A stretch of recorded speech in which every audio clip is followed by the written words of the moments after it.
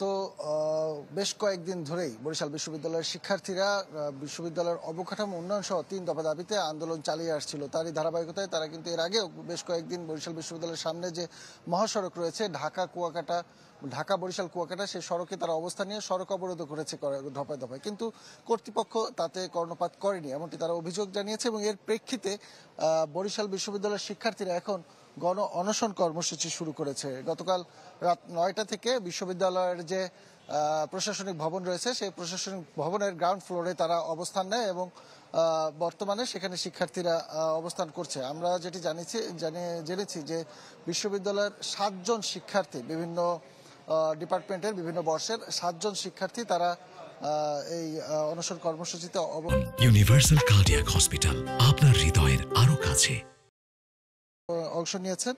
এবং রাত 9টা থেকে তারা এই কর্মসূচিতে অবস্থান নেয়।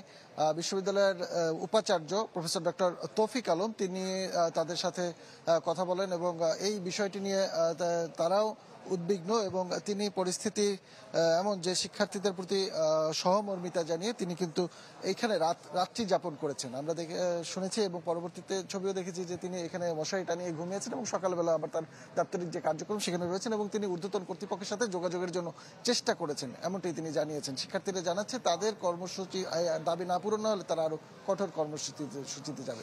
এই ছিল এখানকার সর্বশেষ পরিস্থিতি। সারিকা, রানা, ধন্যবাদ আপনাকে। দর্শক, 3 দফা দাবিতে আমরণ অনশন করছে বরিশাল বিশ্ববিদ্যালয়ের কয়েকজন শিক্ষার্থী। বিস্তারিত জানাচ্ছিলেন সহকর্মী কাউসার হোসেন রানা।